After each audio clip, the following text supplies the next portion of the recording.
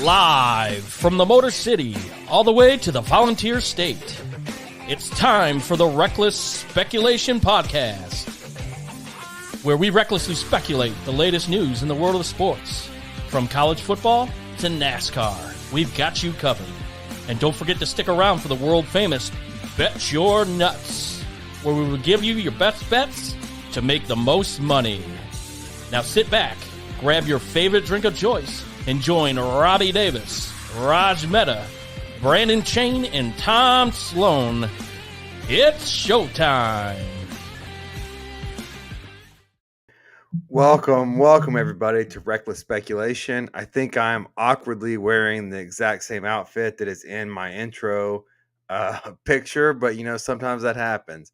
But anyways, thanks for joining us tonight. It is May the 3rd. We are going to talk about, obviously, we had the NFL draft. We have the Lamar Jackson signing. Steph Curry goes nuts. NBA playoffs, the Stanley Cup, and then possibly the Kentucky Derby, and then which we never get to. And the intro always promises it, but always lets down. Probably no NASCAR again this week, but maybe one day. But anyways, I want to welcome in, as always, Tom Sloan. Good evening, Robbie. How we doing? Hey, man. Good. Fresh off of a Taylor Swift concert in Atlanta. And we're hoping to squeeze in a little special recap of that at some point. We're going to try to get it to everybody. How are you? I'm doing well. I got a little bit of a chest thing, so I'll be muting myself frequently throughout the broadcast. Hey, what's the weather up in Michigan right now? It is 50 degrees and overcast. It rains every day. It's been lousy. It's like mid-March weather here in May. So it's this rain and cold is for the birds, but it's supposed to be in the 70s next week. So the boat will be in the water next week. There's always hope. Well, thanks for joining us. Yes. And then we also have Brandon Chain. What's going on, boys? Oh, not a whole lot. What's new in your world? Not a whole lot. Just plugging through the week, trying to get to the end here. Cinco de Mayo in the future, and always bodes for a good time. Yeah. Before we get to that kind of party, we're going to get to some reality, which is the NFL draft for some of us Titans fans. I guess the lead-in of almost every draft is the QB situation. And obviously the Titans are going to have something to talk about that. But before we get to the Titans and their second-round pick, let's talk about the QBs overall. We had, obviously, Young go number 1. Maybe a surprise with Stroud go number 2. Not that he wasn't the number 2 pick, but that he went to the Texans, who were rumored to not have a pick. Then you have Richardson going 4th to the Colts. Titans taking Will Levis. And then the Lions actually ended up with most of our sweethearts in this draft with Hendon Hooker. So, Brandon, talk to you not to get to the Titans specifically. What did you think of the QB class overall and where they fit and what it looks like? It was a bit of surprise by the Texans. Like, early on in the draft predictions, we heard, Texans, they're definitely taking a quarterback. They needed a quarterback. And then, within the last 36 hours of the draft leading up to it was crazy. It was like they're not going to take a quarterback. They're going after an edge rusher. And then the Titans really thought they had a chance to move up because Cardinals wanted to trade out of the 3 spot. That was evident. And then the Texans, we'll get into this later, they just completely shook up the draft and fleeced us, which, we all said that the draft really starts at number 2. We knew that Bryce Young was going 1. There were talks of, Levis and both Richardson being there, the Colts maybe moving up, trying to get their guy. It was a draft for the ages for sure. That first round was one of the craziest first round drafts that I've seen since I can remember. I've not seen that many trades and like moves, and it was fun for sure. Even being a Titans fan, you know, how we held some composure there in the first round. I felt good about the first round. Yeah. I agree with you. Being by far the most entertaining draft I can remember, as far as, especially in, I know in times past, and it seems to really have the message in, like, all the NFL reporters are not allowed to tweet anymore. Like there's no more Twitters breaking the news and then you're seeing it on television. It is Right. they have sewed it up to where it's a television show, Yeah. 100% now. And so, and we'll talk about the numbers later, but good God. Tom, what do you think? What do you think about the overall QB situation and kind of what it looked like, and what did you expect and what did it end up being? Well, like you said earlier, it was, a lot of speculation, pardon the pun here, but with Levis and CJ Stroud's test, will that affect his draft class? But I think when all the dust settled, and it basically was what we all thought it was. With the exception of Levis going in the second round, I think most of the talking heads anticipated that he would go in the top 10. So I don't think any of us four on this show thought that he was worthy of a high first round pick. So to me, I'm not surprised he dropped down that far.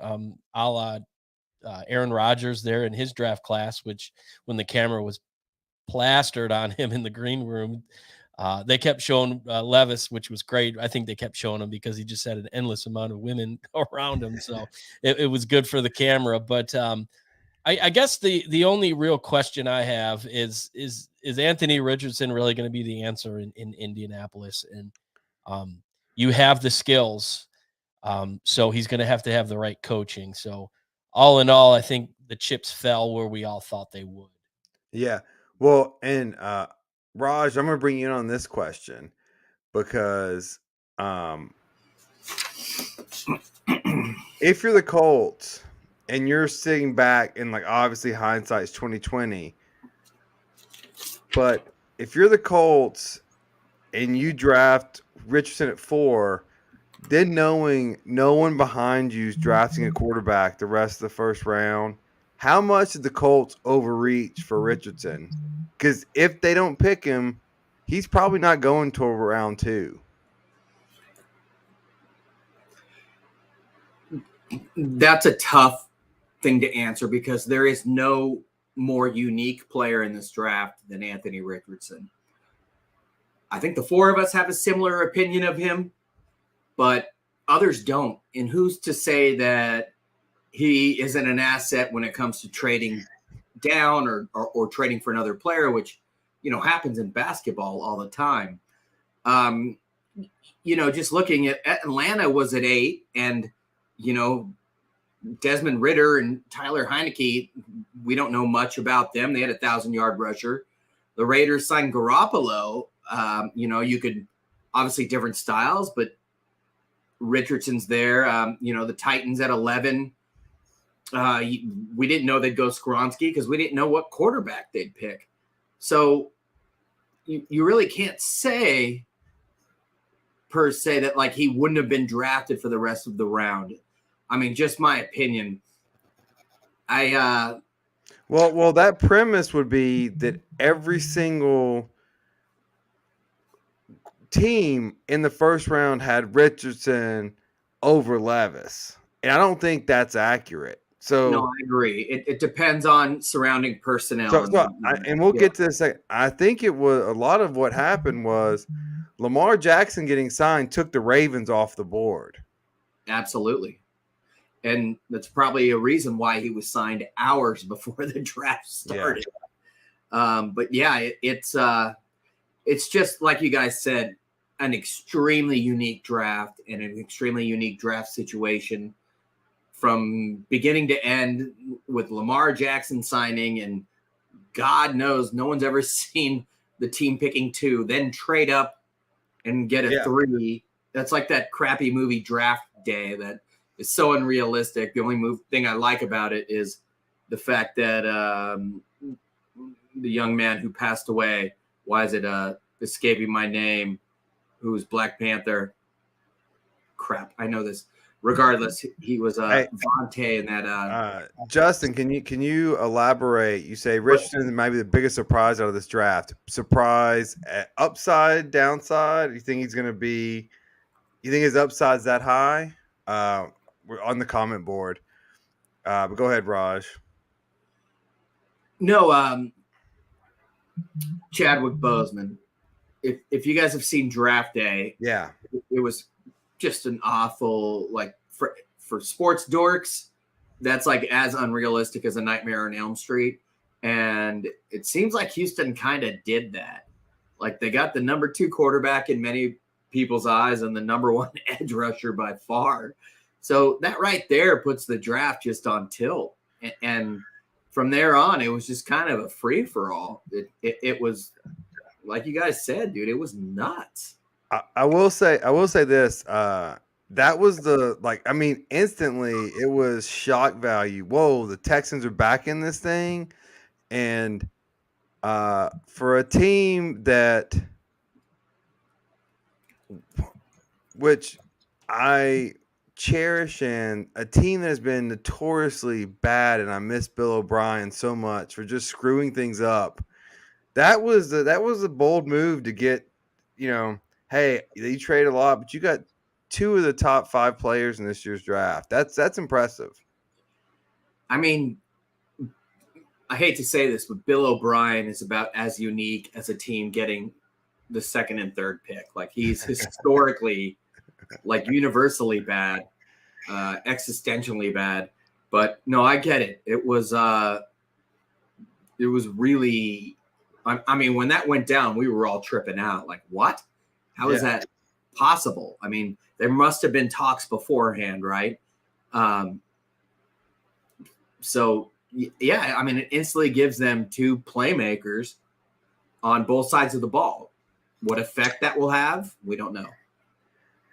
Well, the NFC South, AFC South, I'm sorry, is now uniquely positioned because they have Trevor Lawrence, Richardson, Levis, and Stroud.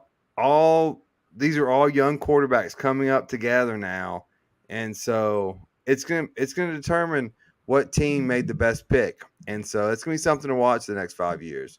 Except that Levis is technically not going to be the starter, right?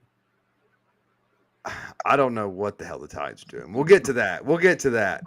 Before we get to the Titans, though, let's talk about the Lions. And so I have seen this draft grade all over the board. It has been weird. I thought it was pretty good. I've heard people giving it an F. Tom, where do you stand? Where do you stand on this? What's your grade? A minus, and I'm eating the cornbread. I'm drinking the Kool-Aid. If anybody gave this an F draft, clearly doesn't know anything about football. Was it a sexy draft for the Lions? No. Was it shocking that Jahmyr Gibbs gets picked number 1? Yeah. But when you really stop and look at the type of player he is and the system that they're going to plug him into, Ben Johnson is an offensive, guru, we'll say. I mean, he was the hottest name in the offseason for head coaching positions, and he ended up turning it down because of the potential that he had prior to this draft. So you're going to be able to plug him in, and that's going to make that offense even better. And I think DeAndre Swift was on his way out the door even before they made that pick. So, but then you look at Jack Campbell. I mean, he's a Dan Campbell kind of a player, the Butkus Award winner. You can plug him in day one, and he's going to make an impact and be very good. And then Sam Laporta, he wasn't the first, second, or third rated tight end. He was the 4th rated tight end. But he's probably got the most potential, the most upside. This is a guy that he didn't have a quarterback to throw him to the last 2 or 3 years. So he's got a lot of potential. And then to get Brian Branch in the second draft, I mean, he got guys that he can plug in week 1, and they're going to be starters up and down. And even the offensive tackle they got in the 5th round from William and Mary. I mean, this kid's going to potentially be a week 1 starter. If not, he's going to be on the second string. So he got guys that they needed. Like I said earlier, it's not sexy. And the shock value of Jahmyr Gibbs was impressive. Detroit Twitter blew up. I mean, everybody was ready to have a fire sale on the GM. So it's just stupid, but to sit back and really look at it and then hear the actual players like the Dan Orlovskis and the other guys that are, NFL writers that cover the game really talk highly of it. It really makes it make sense. So like I said, A- right now. I really like what they did. Well, I mean, I like Hendon Hook. I mean, we talked about it. I think that's a great backup and prepare for the future. That's a good deal. Raj wants to briefly hop in on the Lions. What do you got, Raj? Yeah, I mean, they were actually very smart, in my opinion. They traded down multiple times. They got Hooker after trading down. DeAndre Swift was a second rounder who was made of glass. And they basically flipped him on draft day when he's about to be an unrestricted free agent next year, and they'd get nothing for him. Yeah, did Gibbs go a little early? Sure. But what are they supposed to do? Jack Campbell also. They needed a guy in the middle that would lock it down. Depending on your opinions on the 3 Lions linebackers, or 4 rather, I think, Anzalone and Rodriguez, you got a super steady guy. Yep. I love the pick of Brian Branch from Alabama. I think that was in the second round. Yep. Yeah, I mean, it's kind of the balance of like needs versus wants versus the future, and they really juggled it well. When I first saw the draft, I hated it, and then the more I looked, I was like, damn, dude, these dudes were brilliant. Even that dude they got from Western Kentucky, a huge DT. Yeah.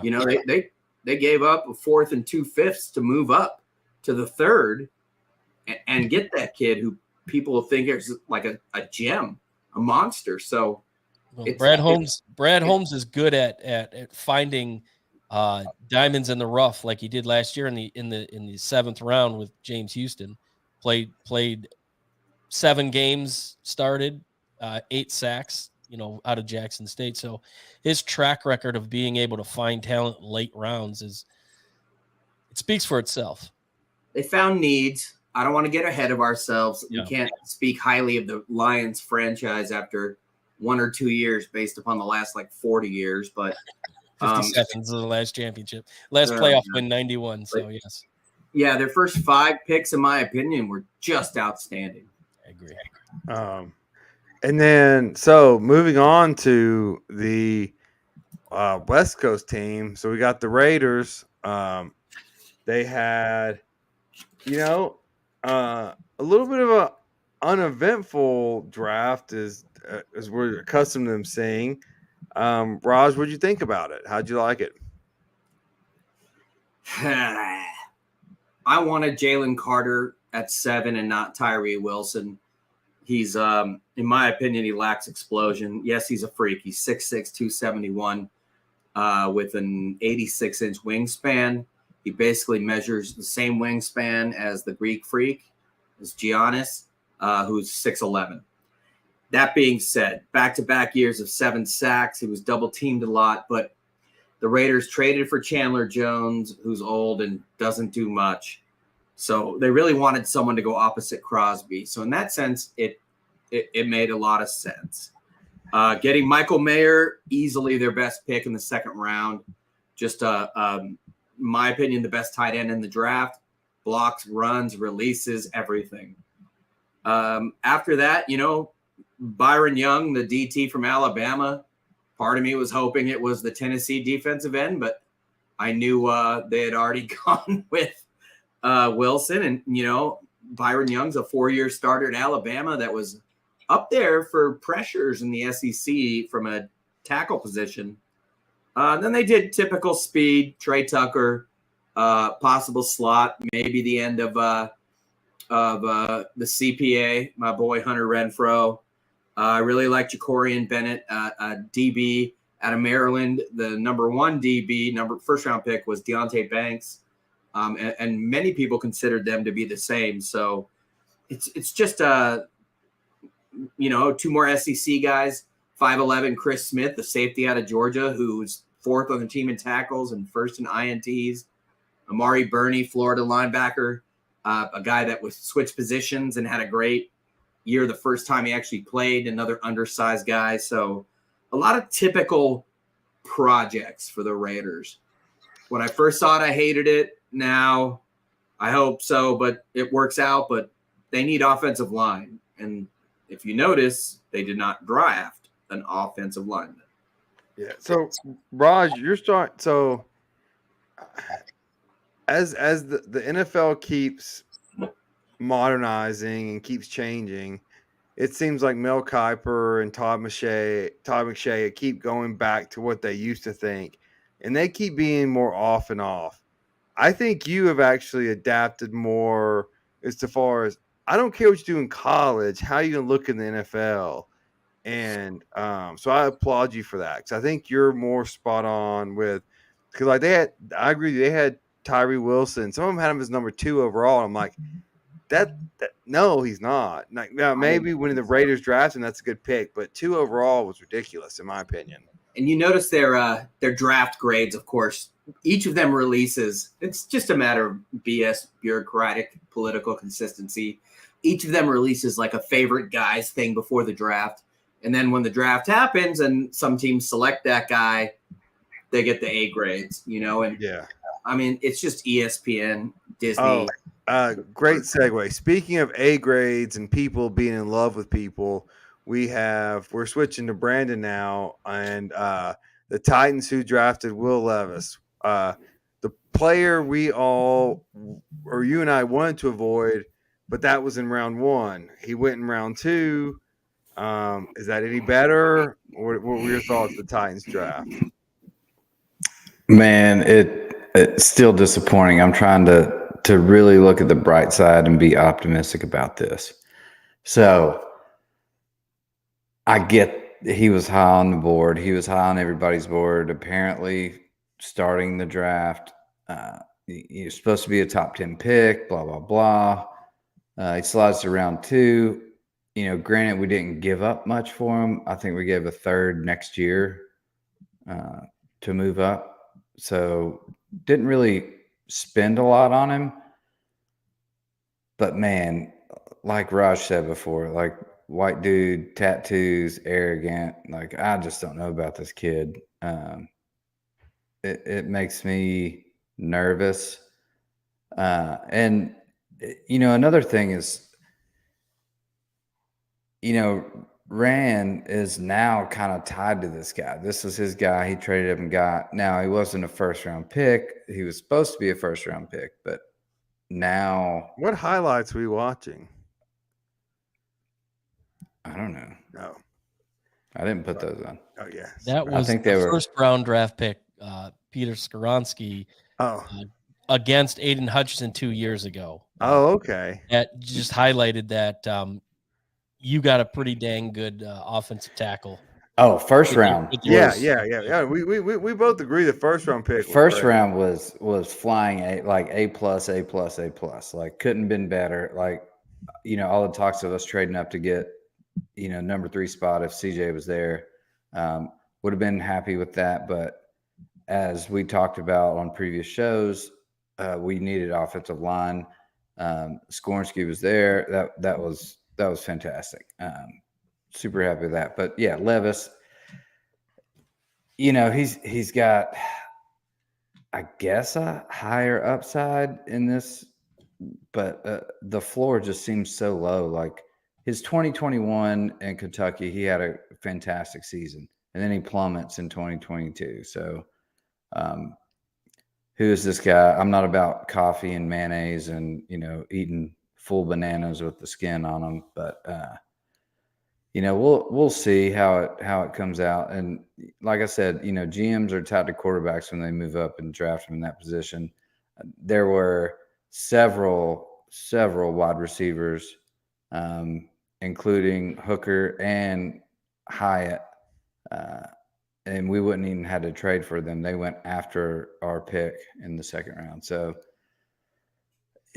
I just sit here and I'm a talking head. I don't do the analytics like these guys do. Hopefully they know what they're doing. That's all I can say. But from just game film, I'm not a Levis fan. Well, I mean, look, yeah, maybe 20 teams got it wrong. Maybe he's Aaron Rodgers, or maybe 20 teams got it right, and he's the quarterback we saw at Kentucky who didn't stand out. I'm thankful we didn't draft him in our first round, but yeah, I can't get. He wasn't a first round pick for me. He wasn't a second round pick for me. He wasn't a third round pick for me. And I think, I don't know if Mel Kiper was part of it. He was just hammering best overall. And it's like, no one else thinks this. Right. And so that's what I couldn't get over. Then the other part of me, look, Spears, he's talented. He is.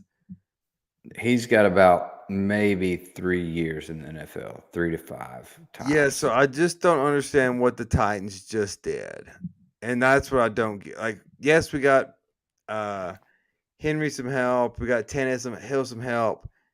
But we just drafted their 2 replacements. So I don't understand what they're doing.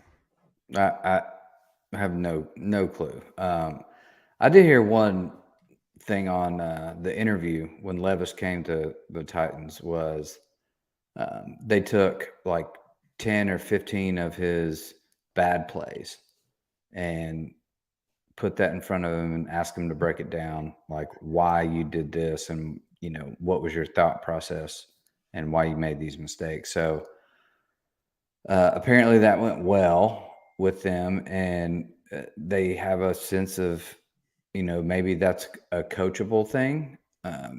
So hopefully they're right on that. I mean, I'm reaching here and I'm looking for every optimistic thing I can, because we were so down on Richardson and Levis, and somehow Titans just got Levis, and man, a little disappointment. Well, we're going to stick in the same kind of region. I was in Atlanta over the draft weekend. Raj, I know some people, you keep track of every sporting event and every player imaginable somehow. What did you think of the Falcons draft?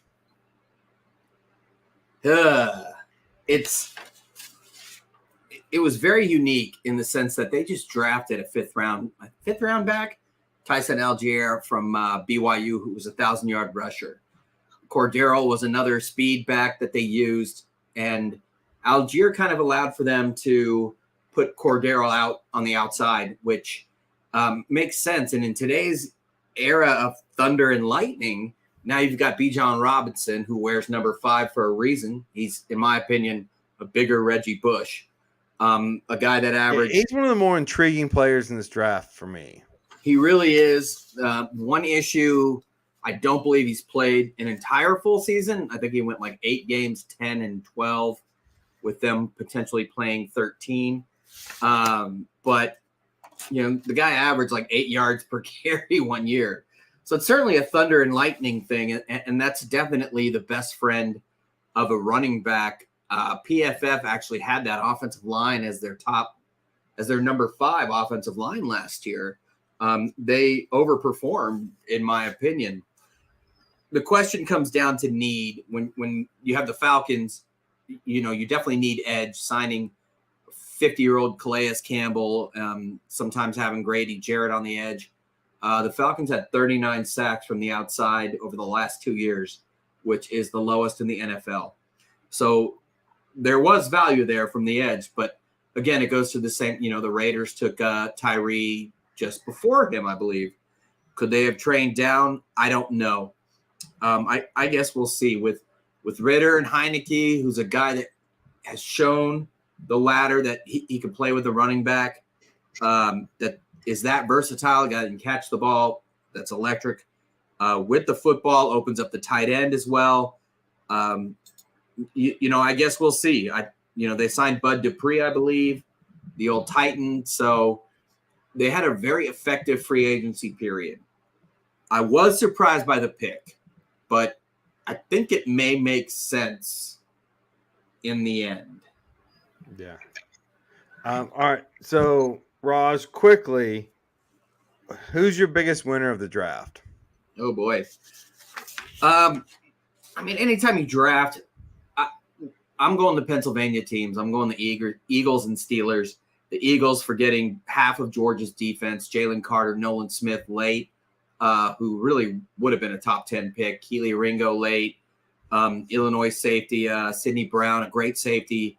And then Pittsburgh, man, they got Robert Jones, who's just a monster from Georgia at that 14th spot with Kenny Pickett's new best friend, Joey Porter Jr., a legacy who was a first-round pick. They got him in the second. Wisconsin defensive tackle Keanu Benton, a guy that got a first-round grade. Darnell Washington, who, he had injury concerns, but we've all thought was just a freak of nature, a guy that can play any position at 6'7", 260 and run like a freaking freight train. And finally, Wisconsin linebacker Nick Herbig, whose brother is Nate Herbig, the offensive lineman on the Steelers. They were smart. Every decision was calculated. They kept it within the family, and they addressed need. I mean, how do you not find a more perfect draft than that? Well said. Well said. Tom, who's your biggest winner? I like what Seattle did. Going after Smith and Jigba in the first round, you put him on the other side of Metcalf.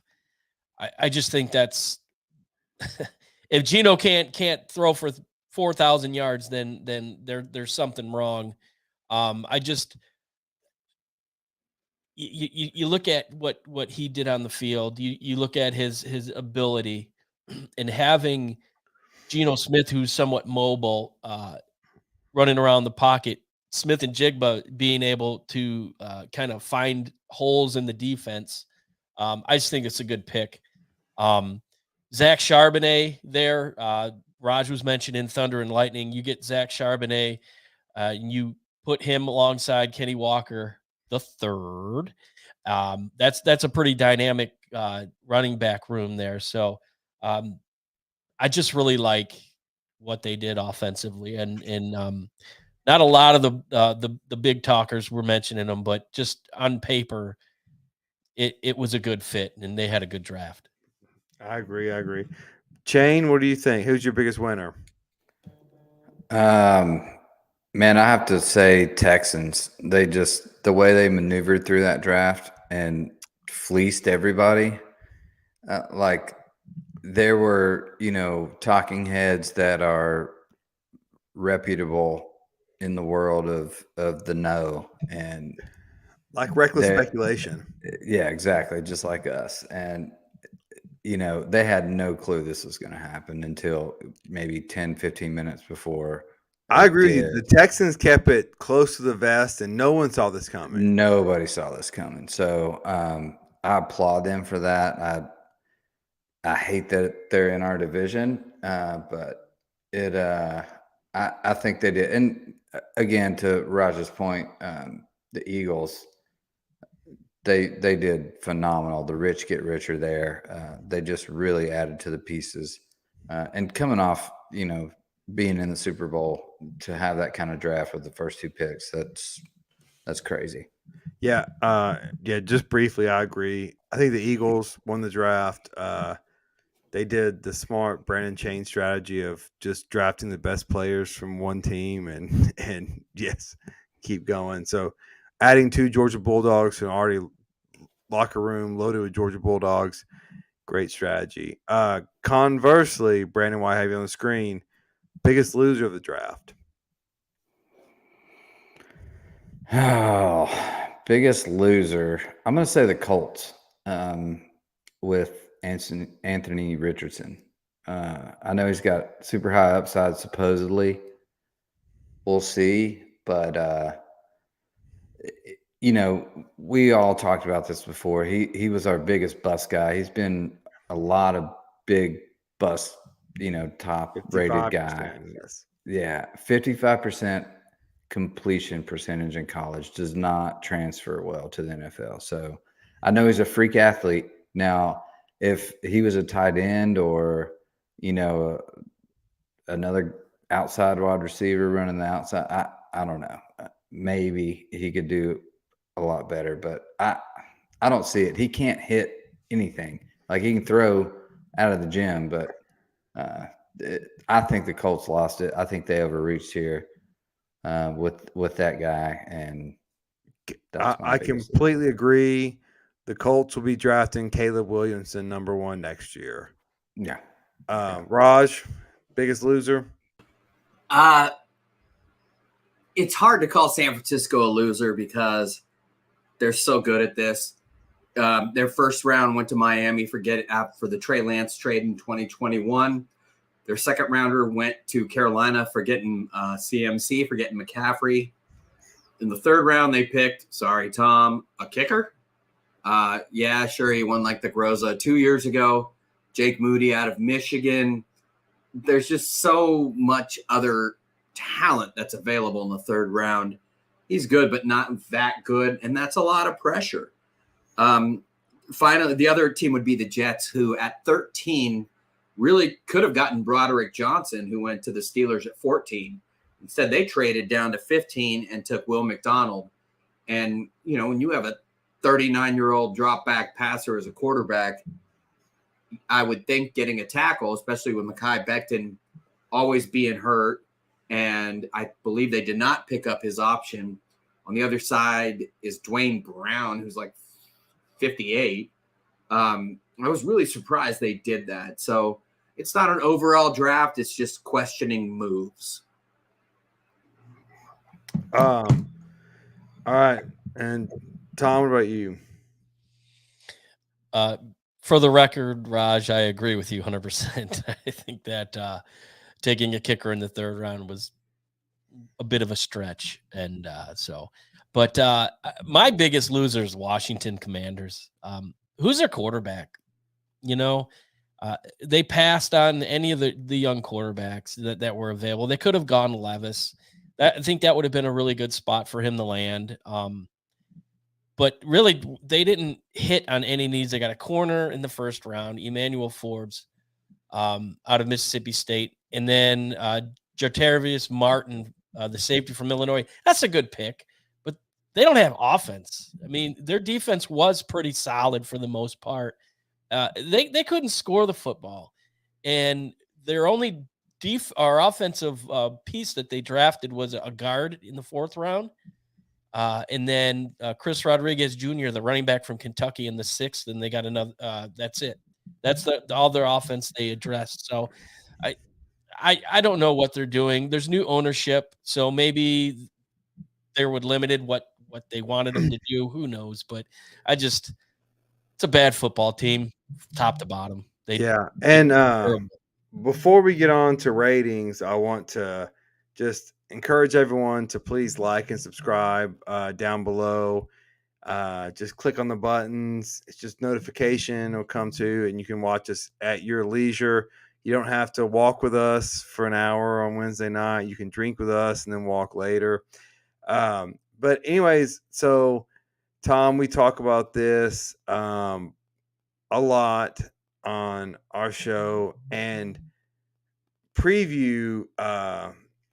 College football has released their schedule for the playoffs for the 12-team playoffs moving forward.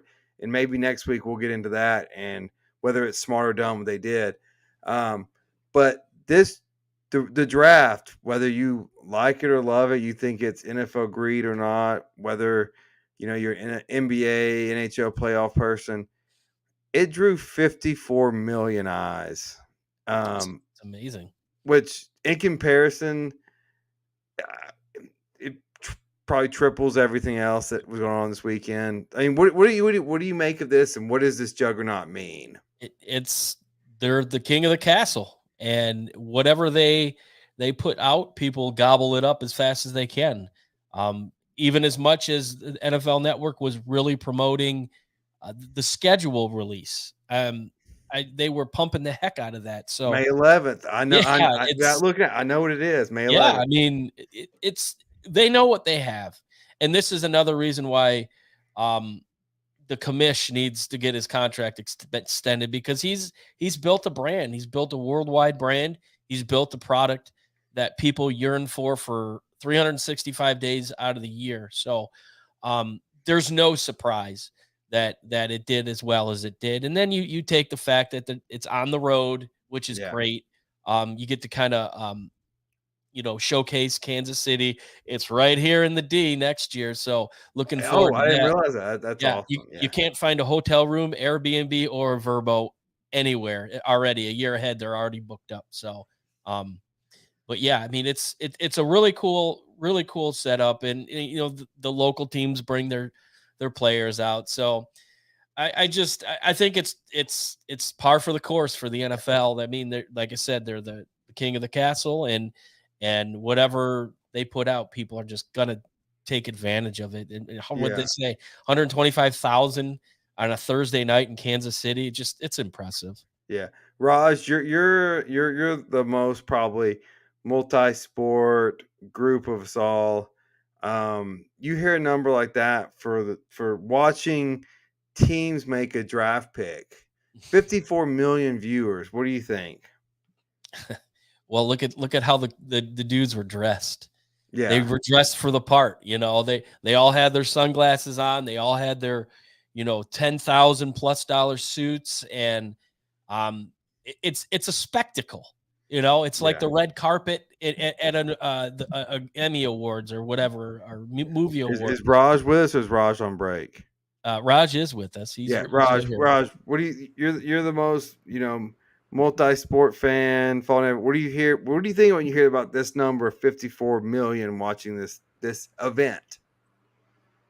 I was quite surprised in that, and maybe I'm jaded by now living in Tennessee, when it's in Nashville, which, like Nash Vegas. I understand that.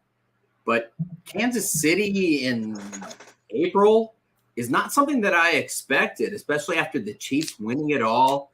Now, one thing people watching it, I mean, just in general, one thing about Kansas City is I believe that per capita, it has more fountains than any other U.S. city. Don't quote me on that. But has more what? Fountains. Oh. City of fountains. And if you notice, they had a large fountain in the middle. I did notice that. And it wasn't like a clear-cut number one type of situation. So I think, like you always say, it's just further proof of the NFL getting stronger.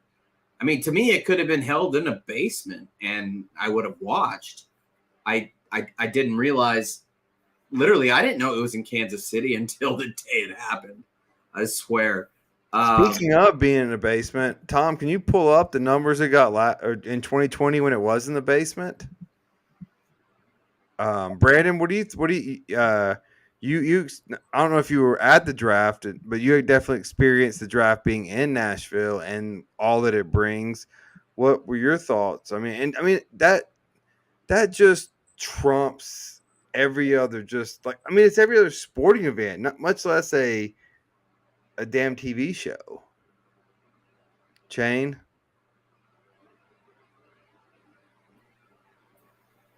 Oh yeah, I mean, Nashville, I was at the draft. It was unbelievable. That second second to the draft would be the playoffs with the Preds. That was also awesome. But we had like over 600,000 people. Yeah. Like, it was unbelievable. And like, Broadway's set up perfect for it here in Nashville. But it doesn't surprise me at all, like the guys are saying. I mean, you look at what the NFL is and how much fantasy sports impact and how much just your team influence and what a crazy draft. Like I said, this year it was perfect for TV this year. Like, this is the kind of TV that you want to see. Like, it's so dramatic. It's not by the book or straight chalk. It was trades after trades, like up and down. You didn't know where your team was going to land. Like, it was a drama show. And that is what the NFL absolutely wanted to happen. Unbeknownst to us, Pretty sure we're gonna get fined for this, but let's see what we got. we didn't see that coming.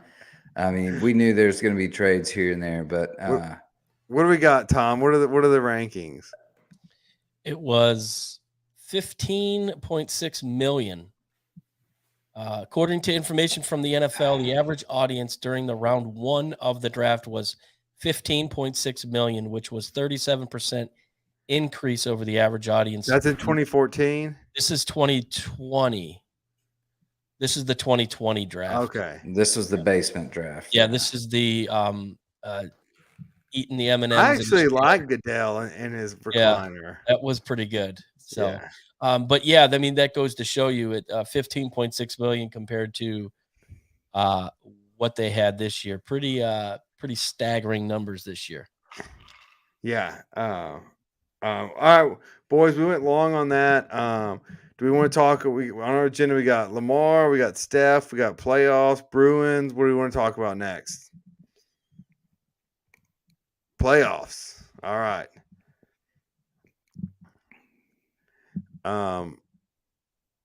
What we had, so Steph's game 7, 50 points on the road to win.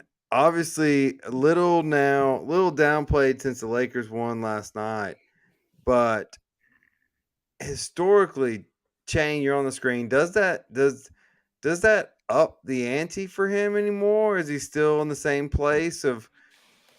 So I'll preface this. I have a hard time saying he's a point guard. I just think it's positionless basketball now.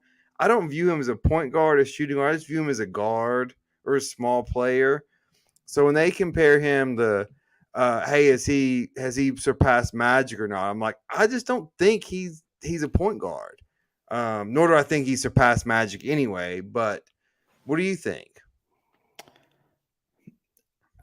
So it's really hard to compare eras, right?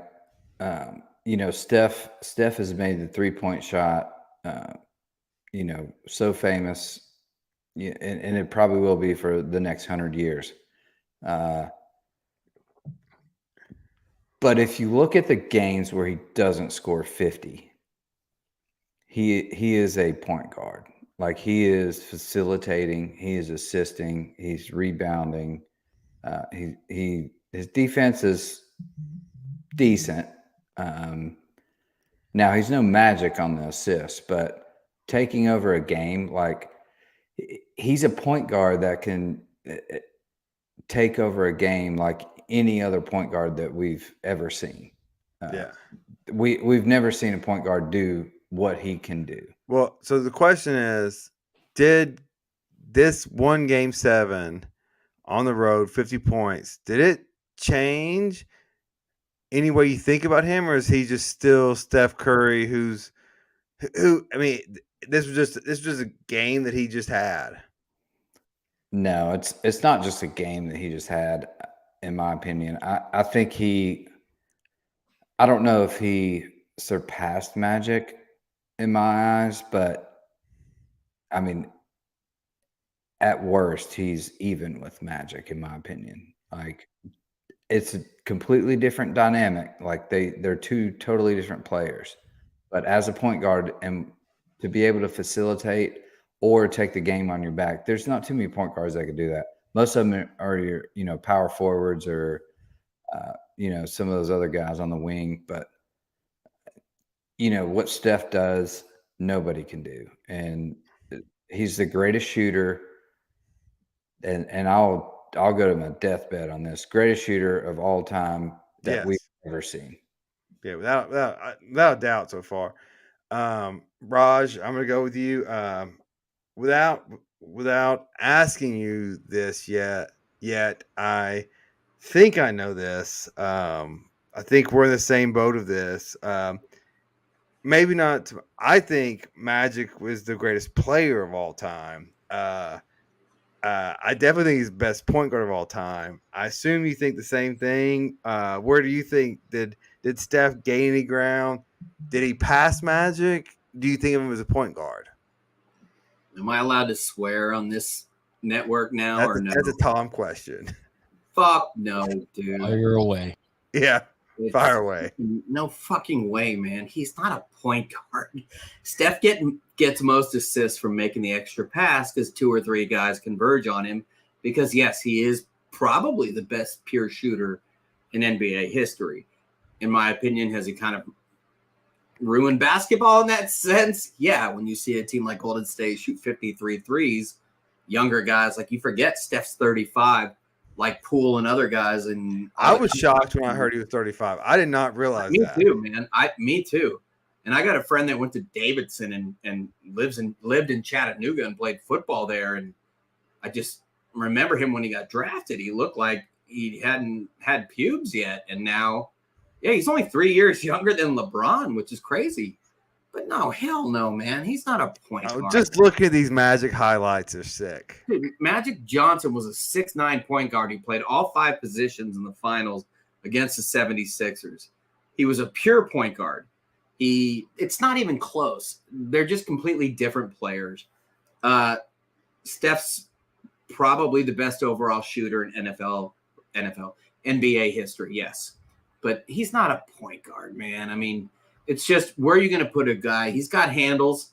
He also got ripped by Dennis Schroeder at half court, who turned that into a layup. And Schroeder's not exactly a great defensive guard. No, he's the guy that has the best handles on that team, but there's so many guys that do different things on that team and that amazingly coached team. No, I mean, 99 times out of 100, he's a 2. But does this game? It's like I heard things like, so to me, I heard things on ESPN and stuff like, oh, this changes everything about Steph's legacy, and I'm just like, I mean, no, it's a first round game 7 on the road. Like, it's a great game, but hey, I mean, AI had a better game in the Eastern Conference Finals in 2001 when he had 44 against a very tough team. And that was the Eastern Conference Finals. Steph shot 38 times. So in theory, he could have scored over 70 points, especially considering that he actually does try to get in the lane and get to the line. No, I mean, again, he is the best shooter I've ever seen. Oh, and yeah. I think that's almost inarguable at this point. But all right, so let's go back to the short point guard capital of the world. Tom,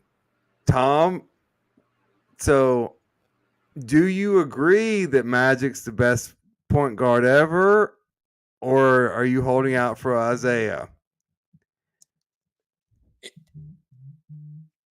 Tough. Point guard, I would give it to Isaiah. All-around basketball player, obviously Magic. Like Raj said, played all 5 positions. It was a center and dominated, and it just the best NBA game, the best performance of all time in an NBA game was Magic Game 6 against Philly, his rookie year when he played center. I think he scored 42 points, maybe 9 rebounds, 7 assists, something like that. Unbelievable as a rookie. Yeah, it's I don't know. My opinion, I might be a little biased, but I don't think Isaiah gets the credit he deserves for for, the success he had, 2-time NBA champion and finals MVP. So, but I think you can thank Michael Jordan for that one, a little beef with that, but no, point guard, maybe, but not all around basketball player. No, you can't find many better than Magic. Well, where does Steph rank against Isaiah then? I mean, I agree with you. I don't think he's a point guard because he's a score first guard. So in that regard, they play a different game. The ability to score anywhere on the court, yeah, it's Steph Curry. His ability to shoot threes from way beyond the arc, I give it to him. Isaiah was a bruiser. He was not afraid to get down low and bang, but he could score. But he was a point guard first. He was the floor general. He would dish the ball out, and so I guess two different eras of basketball. But if you're looking at the point guard position, if Steph as a passer, no, he only had 3. He had 6 assists in that game the other night, whereas Isaiah would average, around 9 or 10 a game. So, point guard wise, give me Isaiah, but all around, I guess again, different game. Steph Curry's unbelievable. Yeah, and I guess this is gonna be a great discussion during the dog days of summer because this is very interesting and because I don't know how you even define positions anymore in basketball besides your center, if you even have a center. Chain wants to come back in. Chain, come on in. Yeah, so I get it. Like I said before, it's totally different eras, right?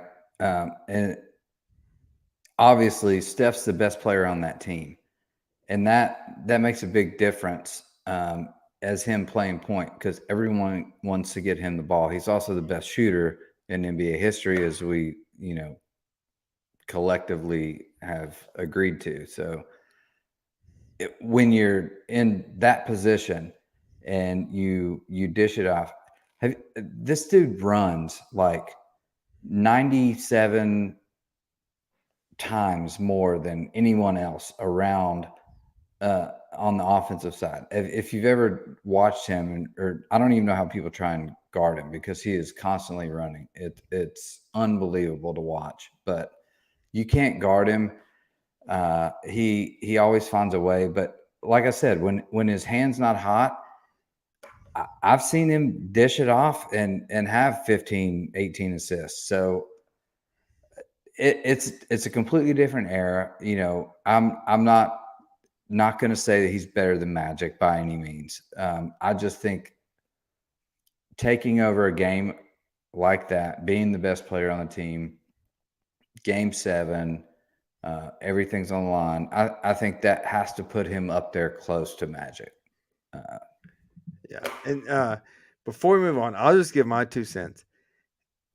If Magic was in today's kind of training regimen and sports science, Magic would be every bit as LeBron, but better. Because as good as LeBron sees the court, Magic was better. But we'll move on. Mm-hmm. So we're at an hour, so we'll be brief on these 2 topics we have left. Tom, you are from Detroit. You even came to Nashville to see a true home ice hockey game and saw what real fans look like even when the team is out of it. But you have seen your share of Red Wings games at the what do you call it, the little pizza box? The Pizza Palace. The Pizza Palace. The Pizza Palace. So LCA. Boston Bruins had the best regular season of all time. Mm-hmm. All time. They beat my Detroit Red Wings 95-96. And not only did they lose in the first round, they lose up 3-1. They were up 3-1. And they were up in the last minute of Game 7 at home, and they lost. Yeah, there was I think there was a couple minutes left. They took the lead with 9 minutes to play. Florida I mean, come on. Yeah. They just, I mean, they're the Panthers, rawr, you know, they tooth and clawed their way, got the tie, and then they dominated in overtime, and that's the beauty of Stanley Cup playoffs. It's we've talked about it before. Here's an 8 seed, uh, and then you flip over to the other side, the Kraken, what they did to Colorado. Um, you can't sit here and think because you're the number 1 seed, you're going to come in there and it's going to be smooth sailing. Not going to happen. These teams are playing with house money, and it comes down to who's got a hotter goalie. And in the Boston situation, Bobrovsky was I mean, he was making some ridiculous saves, and Brubauer in Seattle just shut the door on Colorado. It's so exciting in these overtime games. If you're not watching, you're crazy, because this is just proof positive. So there was an interesting point that was made. I can't remember who made it. I wish I could. It may have been Pablo Torre on ESPN. He said the Patriots' best regular season of all time in football. The Bruins now, the Mariners, and the Warriors, all 4 major sports, none of them won a championship. Yep. Are you just caring at the wrong time? Raj, what do you think? 100%. When Tom talks about that 95, 96 Detroit team, I think they slaughtered people. And I believe the Avalanche, just formerly the Nordiques, won it all. It's about who's getting hot at the right time. And definitely in baseball, when you have 162 games, I mean, that's it. Look no further than my Los Angeles Dodgers last year, who won 111 games, historically one of the best, and lost to a hot San Diego team in the first round. It's really about, you know, sometimes you got a target on your back, and that's exactly what happened to Boston this year. They and when you get slapped in the face, the question is, how do you respond? And if you're not used to having to respond, bad things happen. Yeah, I mean, in the NHL, it's, you know, the old adage, you know, it's when you get hot, you know, you go in hot and it matters. And the Panthers, the last 2 weeks of their season, they were fighting to get into a playoff spot. So they came in guns blazing. They came in playoff ready because they had been playing that way for 2 weeks. So, and they were the better team. Same with Seattle. And Seattle goes into Dallas yesterday down 2-0 after the first period. They win in overtime 5-4.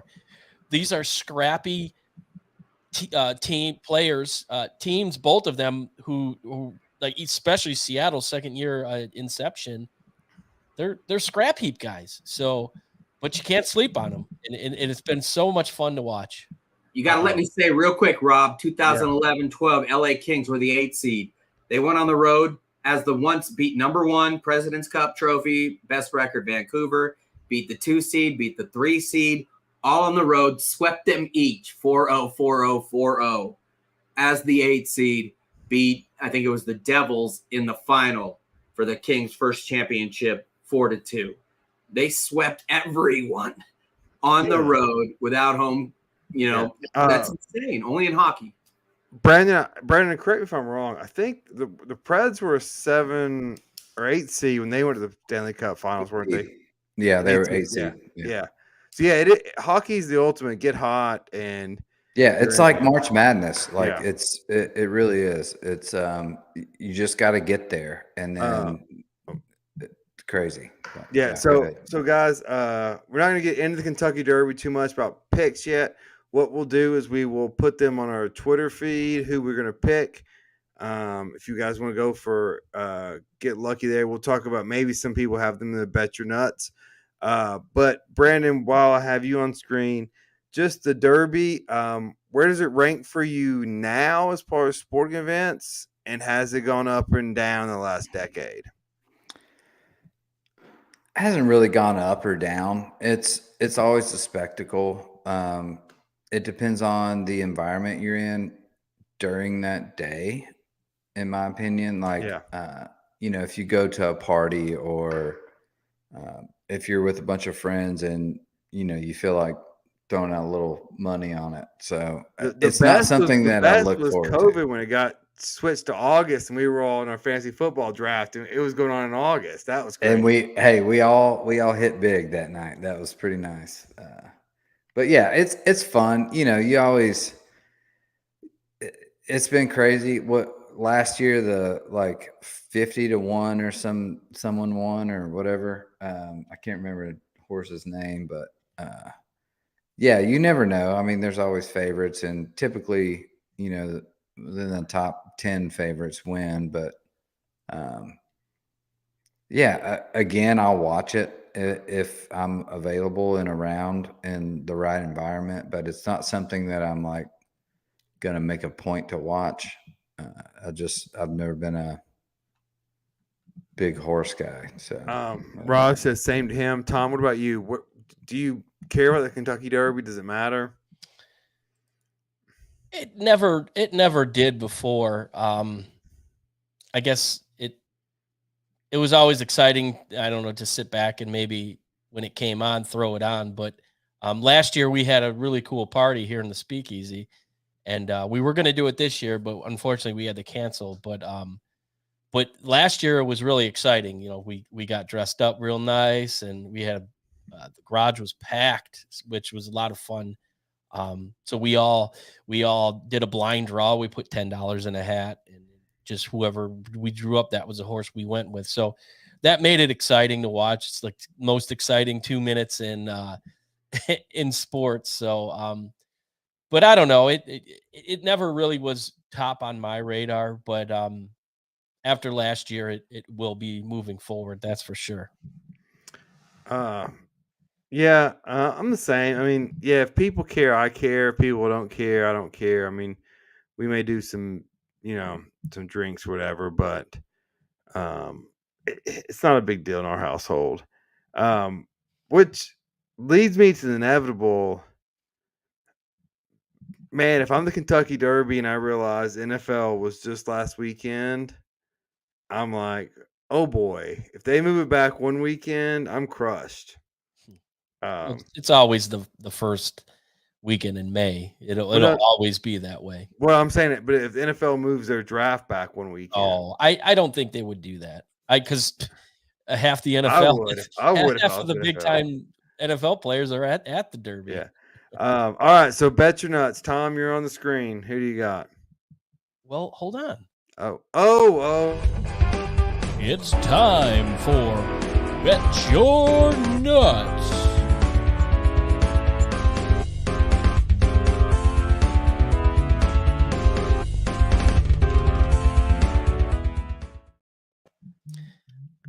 You got to put it in there. I know. It's not official until you put it in there. You got to get me a little buzzer that says buzz.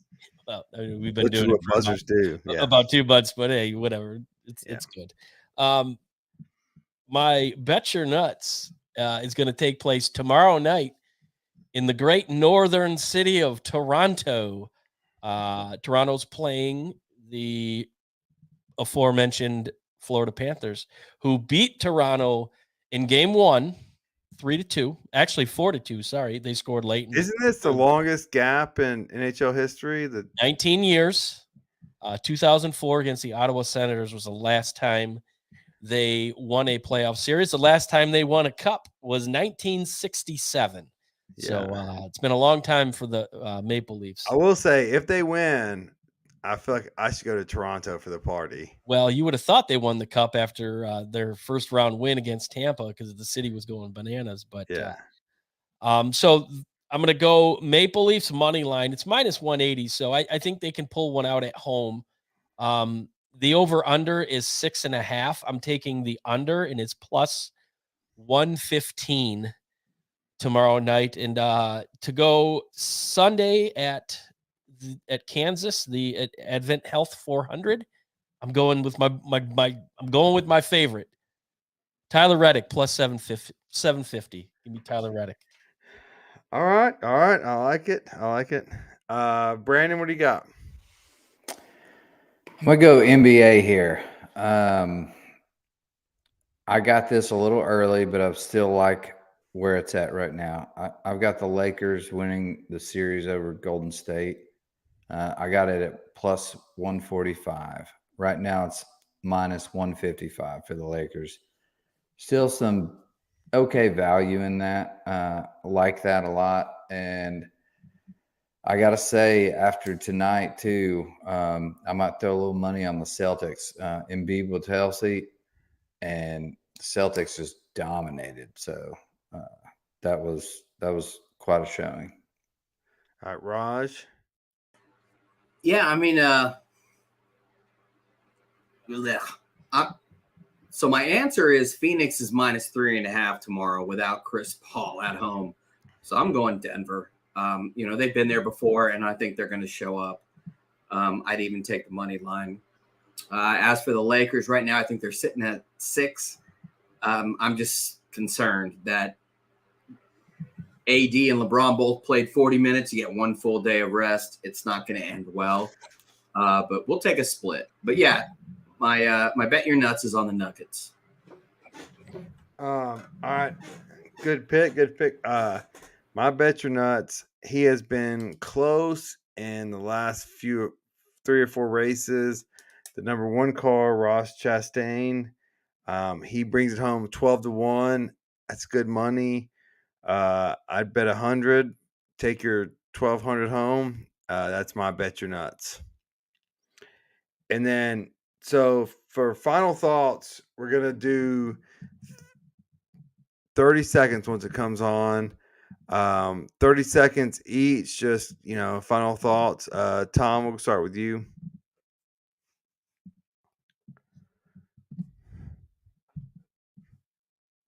Final thoughts. Mets are in town this week to play the Tigers. They face Max Scherzer today, actually beat them, and they face Verlander tomorrow. Boy, to think back, the team that they had here in Detroit with Verlander and Scherzer on the squad, and to think that they didn't win, it's really, really a tough pill to swallow as a Tiger fan. So a little bit of memories coming back this week with them coming into town, but it was good to see my Motor City Kitties get all over Max Scherzer today. So fond memories. All right, Raj. And not to violate, I'm just going to open up Kid Rock's least favorite beer quickly. It's get off my lawn time for an old guy, but watching the Warriors shoot 53 threes, man, come on, dude, that's not basketball. And those that whined about the Lakers shooting more free throws, well, they actually took it to the basket and made shots or attempted shots inside the paint. It's just a different era of hoop sometimes. We saw tonight with Boston killing Philly, who went more half court.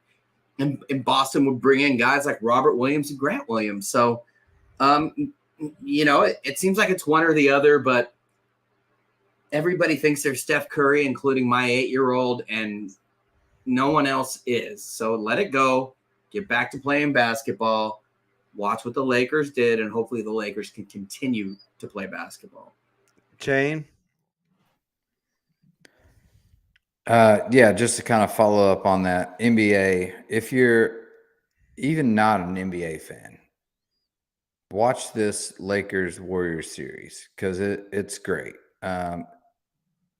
We don't know how much longer we're going to get to see this kind of matchup with LeBron and Steph and, 2 of the top, arguably 5-10 guys of all time. So it's a good series. You know what Steph can do. You know what LeBron can do. And even AD, it's a fun series. So just tune in. Playoffs are great in the NBA. This is about the time that it's actually watchable. So tune in and watch it. Well said. Well said, all guys. My final thoughts were: look, these last 2 weekends, I went to Talladega and I went to Taylor Swift. And while neither may be your cup of tea, the point is they were both amazing in their own right. The point is, guys, get out, do stuff. don't wait till you're 80 to enjoy life. Do it while you're young. Get out, do stuff, go see what you want to do what you want to do. And both were amazing. And I spent a bunch of money on both, and it was well spent. And also, side note, thank you, Brandon, for Macklemore. Also a great golf in the fog. I wish I could could have played more, but it was a great time. Anyways, but yes, get out, do stuff, spend your money, man. You're not taking it with you. Well said. Yep. All right, so next week we're going to be on, and we're going to Kentucky Derby. We will talk more about the NBA playoffs. We will have Stanley Cup, and then who knows what else. There's always something that's going on. We have apparently a Alabama baseball gambling scandal that I have not heard. I saw some headlines, but I'm not dug into yet. So we will get into that. How surprising. Yeah. Shocker. In Cincinnati at that. Yeah. In Cincinnati. But anyways, thank you guys for watching. Please like, subscribe. We'll be back next week. And hopefully, if you follow our Bet Your Nuts, you'll be like, I can own this dadgum YouTube thing. All right. We'll see you guys next week. Dadgum is a Southern thing, by the way. I learned that. Thanks for listening to another episode of Reckless Speculation. Don't forget to follow us on Facebook, Twitter, TikTok, and YouTube searching Reckless Speculation. Catch us on Apple Podcasts, Spotify, or wherever you get your podcasts. We look forward to catching you right here next week with another exciting episode of Reckless Speculation.